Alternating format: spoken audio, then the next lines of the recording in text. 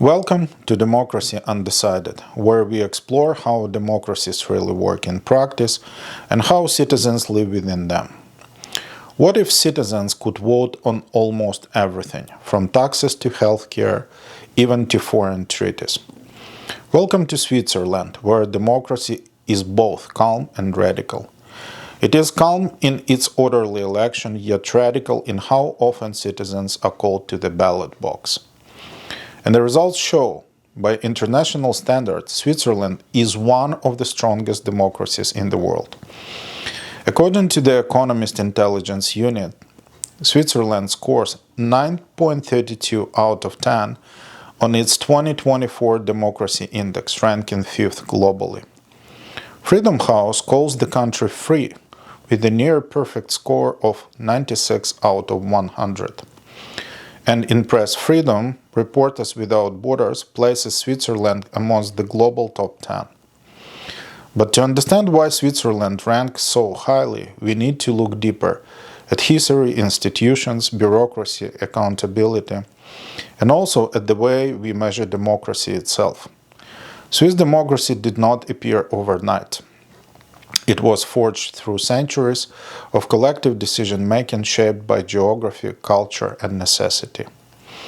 Surrounded by mountains and divided into small valleys, early Swiss communities had no choice but to govern themselves locally. In the Middle Ages, this gave rise to the Landsgemeinde, the open-air assemblies where male citizens gathered in the town square to raise their hands and vote directly on laws, taxes, and military obligations. These assemblies were not just symbolic, they reflected a society that had to make a decision collectively to survive in difficult terrain. That tradition of direct participation created a culture of political equality that has lasted into the modern times. In 1848, following a short civil conflict known as the Sonderbund War, Switzerland adopted its federal constitution. This foundational moment transformed a loose confederation of cantons into a unified federal state. The constitution enshrined the principle of the double majority, requiring approval both from people and from the cantons, to protect smaller states and linguistic minorities from being dominated by larger ones. This balance between popular will and cantonal equality remains at the core of Swiss democracy today. A generation later, in 1874, the optional referendum was introduced, giving citizens the power to veto laws passed by parliament. This was not a gift from the elites, but the result of social pressure. Industrialization and liberal reforms had accelerated, and citizens demanded a safeguard to check the pace of change. By allowing the people to challenge laws, the system built trust between rulers and ruled. In 1891, the popular initiative was added, giving citizens the right to propose constitutional amendments with 100,000 signatures.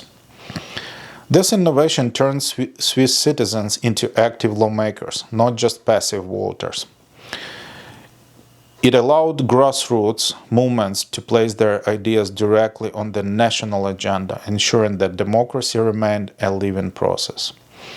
Finally, in 1918, the introduction of proportional representation reshaped parliamentary politics. Until then, major parties often dominated, but the trauma of World War I and the general strike of 1918 exposed deep social divisions. Proportional representation forced parties to share power and created a culture of coalition and compromise. Out of necessity, Swiss politics became consensus politics, where broad agreements mattered more than narrow majorities. Taken together, these milestones explain why Swiss democracy looks the way it does today. Its roots lie in local assemblies and collective survival. Its federal constitution balanced unity with the diversity. Its referendum tools gave citizens both a veto and a voice, and its proportional system embedded compromise into the very fabric of government. This combination of history and innovation created a system that is both deeply participatory and carefully balanced. Today, Switzerland's political structure reflects this history. At the top sits the Federal Council, a 7-member collective executive where the presidency rotates annually. This unique arrangement prevents the concentration of power in a single leader. Legislation is shaped by bicameral parliament, the National Council, which represents the people, and the Council of States, which represents the cantons. Yet, power does not only flow from Bern. Cantons enjoy wide autonomy, with their own parliaments, courts, and tax systems, while municipalities govern schools, zoning, housing, and local services. Decentralization ensures that Swiss citizens remain unusually close to their government, but it also means that reforms must be negotiated across several levels of authority. What makes Switzerland most distinctive, however, is its toolkit of direct democracy. Swiss voters are not asked to participate every few years, but several times each year. They decide on matters large and small through 3 key instruments. The mandatory referendums require approval for constitutional changes and international treaties. The optional referendum allows 50,000 citizens to demand a popular vote on a law passed by Parliament. The popular initiative lets 100,000 signatures place a constitutional amendment directly on the ballot. These instruments have shaped some of the country's most debated policies. In 2009, voters approved a ban on the construction of minarets. In 2016, they rejected the universal basic income. In 2020, they narrowly declined stricter corporate responsibility measures. And in 2024, they revisited one of the most contested pension reform packages in decades. While such frequent referendum can slow policy making, they also provide legitimacy and keep political leaders tied to the public will. The outcome of this system are visible in citizen empowerment and trust. Switzerland scores a perfect 10 out of 10 for political culture in the AIU Democracy Index. Electoral participation is high, pluralism is entrenched, and citizens are confident that their votes matter. Yet, there are trade-offs. Frequent votes risk voter fatigue, populist campaigns sometimes exploit the process, and governments can find themselves constrained when rapid decisions are needed in times of crisis. Still, the system's resilience rests on the sense that power is always open to citizens' oversight. Behind direct democracy lies a set of strong safeguards. Switzerland ranks amongst the least corrupt countries in the world.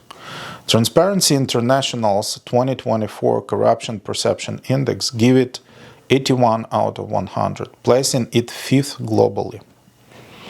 The World Bank's worldwide governance indicators place Switzerland in the highest percentiles for rule of law, government effectiveness, and control of corruption.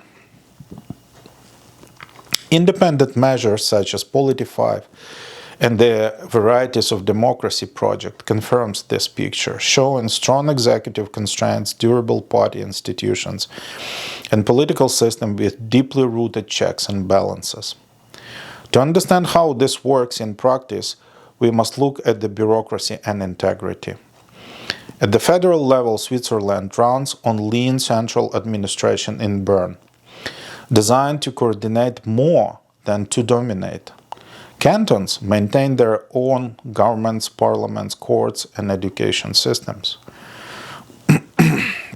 Municipalities govern local affairs in detail, from schools to utilities.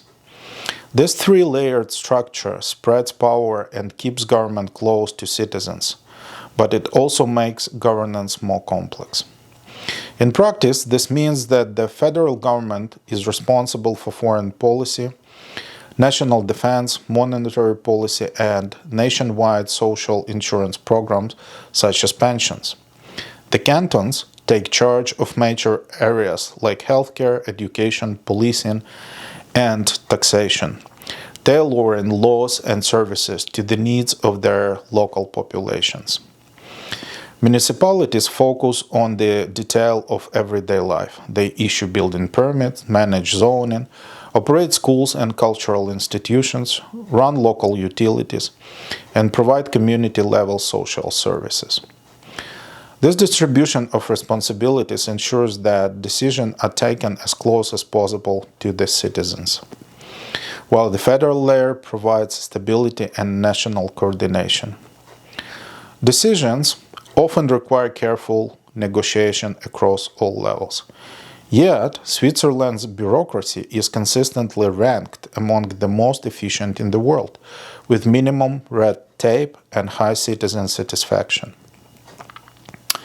Oversight mechanisms such as federal audits and ombudsman offices further reinforce integrity. Although risks remain, particularly in lobbying transparency and financial sector's exposure to money laundering, overall corruption is very low, and public trust remains strong.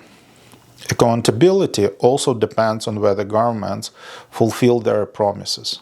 Research shows that Swiss governments implement about 60 to 70% of their pledges, a rate comparable to or higher than most established democracies. Political salaries are transparent and moderate, reinforcing a culture of accountability. The media ecosystem is resilient and diverse, with Reporters Without Borders ranking Switzerland ninth in global press freedom. While Switzerland offers overall a very safe and protective environment for reporters, press freedom has faced in recent years a less favorable political climate than in the past. This trend has been reflected in parliamentary decisions to restrict the freedom of investigative reporters and in pressure on public media funding. These institutional strengths align with perceptions. The World Bank's measure of government effectiveness places Switzerland amongst the best performers worldwide. Meanwhile, surveys from Gallup show a majority of Swiss citizens expressing confidence in their national government, and OECD data confirm comparatively high level of trust in public institutions. This combination of strong institutions and positive public sentiment creates a reinforcing cycle of legitimacy. Citizens not only participate often, they also believe that participation matters. Even so, Switzerland faces pressure points. The media sector, while strong, struggles with digital disruptions and concentration of ownership. Frequent referendums can delay necessary reforms, especially in fast-moving areas such as environmental policy or financial regulation. Populist campaigns sometimes exploit direct democracy for divisive ends. Yet, Switzerland continues to achieve top score in political culture, suggesting that despite these tensions, its citizens broadly support and trust the democratic model. At this stage, we step back and ask, how do we actually measure democracy in our quad-pillar prosperity metrics? This is essential because Switzerland will serve as our benchmark for all future comparisons. The QPPM does not rely on a single index. Each dataset has its own strengths and weaknesses, so by combining them, we reduce bias and capture democracy from several perspectives. The first pillar rests on three core measures. The Economist Intelligence Unit's Democracy Index is comprehensive, covering electoral process, functioning of the government, participation, political culture, and civil liberties. Freedom House adds another dimension by measuring political rights and civil liberties through 40 survey-based questions. Reporters Without Borders contributes a third perspective, evaluating press freedom across political, legal, economic, social, and safety dimensions. Together, these three form the weighted composite for the democracy pillar: 50% EIU, 30% Freedom House, and 20% RSF. To add depth, we rely on supporting datasets. The varieties of democracy project contributes extraordinary detail, with indices for liberal, participatory, and deliberative democracy, as well as clean elections and executive constraints. Polity 5 provides a long-run perspective, coding countries annually since 1800s on executive recruitment, constraints, and participation. Although VDEM and Polity 5 are not included in the composite average, they provide essential context on robustness checks. All indicators are normalized to a 0-100 scale, and we classify them into tiers. 90-100 marks Tier 1, 80-89 Tier 2, 70-79 Tier 3. Anything below 70 falls into the moderately prosperous band. Applying this methodology to Switzerland demonstrates why it stands out. The EIU gives it 93.2 out of 100, Freedom House scores it 96, and Reporters Without Borders rates it at nearly 84. Combined, Switzerland achieves a composite democracy score of roughly 91 to 92, placing it firmly in Tier 1, the highest category of prosperity. VDEM and Polity 5 confirm the same conclusion, highlighting strong executive constraints, institutionalized parties, and high level of participatory engagement. This makes Switzerland not only an exceptional case, but also the benchmark against which other democracies will be measured in future episodes. When mapped into the quad-pillar prosperity matrix, Switzerland's democracy pillar anchors the country in the category of highly prosperous. This is the first of the four pillars we will explore, followed by justice, economy, and safety. In the fifth episode, we will return to integrate these pillars into a single view of national prosperity, using Switzerland as our benchmark for all countries to come. Switzerland reminds us that democracy is not only about elections every few years. It is about citizens having the tools to decide, institutions that safeguard accountability, bureaucracies that remain close to the people, and a culture that values transparency and trust. When measured carefully through the quad-pillar prosperity matrix, Switzerland stands out as one of the strongest democracies in the world and provides the benchmark for our global journey of comparison. Democracy in Switzerland is more than a set of institutions. It is a culture shaped by geography, history, and constant citizen involvement. It proves that when people are trusted with responsibility, they do not weaken the state, they strengthen it. Switzerland shows that democracy can be both stable and adaptable, rooted in centuries of tradition yet capable of facing modern challenges. This has been the first part of our Swiss journey in Democracy Undecided series. In the next episodes, we will look at justice, at the economy, and at the safety for citizens to understand how each of these pillars contributes to Switzerland's prosperity. Finally, in the fifth episode, we will bring all of these stands together into the quad-pillar prosperity matrix, building Switzerland's complete profile and setting a benchmark for other nations we will study in the future. If you would like to keep learning with us, Make sure to watch the rest of the Democracy Undecided series.